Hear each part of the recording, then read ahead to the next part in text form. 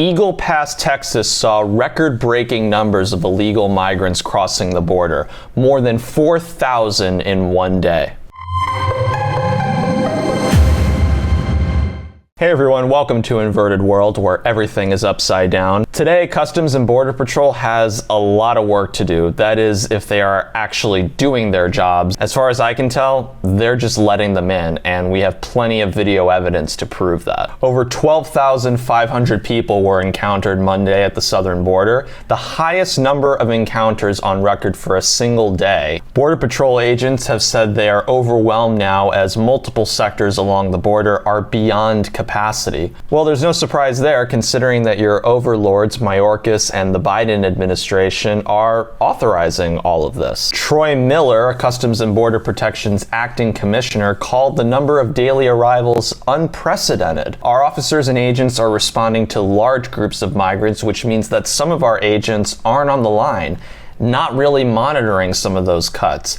If we don't have anybody to respond, then you're going to see what you're seeing. Now, this is just baffling because under the Trump administration, this would not be happening. What is happening to all the agents? The only reason that this is happening is because they want it to keep happening. I mean, just look at how many people there are. So, we do know that the border is totally out of control. This isn't exactly news, but some interesting news did come out today out of the Arizona airport. Ashley St. Clair is a journalist who was on the scene and tweeted that her Delta flight from Phoenix appeared to be flying migrants who crossed the border and are being shipped to New York. I'm at the Phoenix airport right now. I'm waiting to board my flight to New York, to JFK, and it looks like we have a whole lot of migrants who are also boarding this flight that the U.S. taxpayers are paying for. This is what the U.S. taxpayers are paying for right here. Premium seats on Delta that they have people coming here. We're paying for this, shipping them out to New York City because guess what?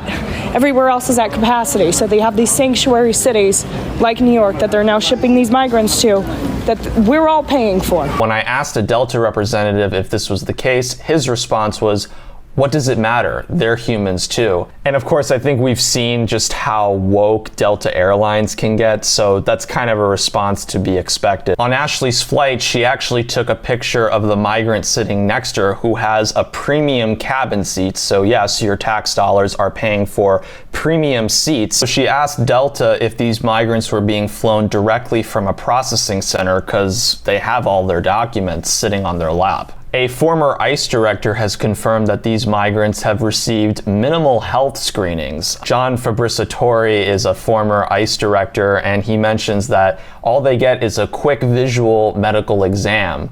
I'm not even sure if they are taking the time to do a TB test. The criminal background screenings are even more limited. Most have no ID because they lose it once they cross the border. Then your tax dollars are being used to fly and bust them everywhere. So illegal migrants didn't need any health screenings, but Americans coming into this country, they needed COVID tests. They needed to get the jab. If you wanted to fly to other countries, you needed to follow this protocol. And let's not forget, in New York, if you're an illegal migrant, you don't need to get any vaccines whatsoever. New York City shelters are trying to evict migrants right now. They can't take any more. I mean, just take a look at this. Migrant families brace for eviction from New York City shelters as nearly 20,000 other asylum seekers are flown elsewhere. All of this stuff we are paying for. We should not be paying for these people to come here illegally. I've just had enough of this. I think we've all had enough, and let's just get Trump back into office so that we can actually build the wall and bring some sanity back to the border, because this is just out of control. And if we think that this is going to be the only record-breaking day, at this rate, in the next couple of weeks, you're going to see another record-breaking number of migrants crossing the border. This will not end so long as the Democrat Party and the Biden administration are in power. Let's put an end to it come November 2024. If you're new to this channel, please be sure to like, share, subscribe, and hit that notification bell. Until next time, thanks for watching Inverted World. Things are going to get worse before they get better.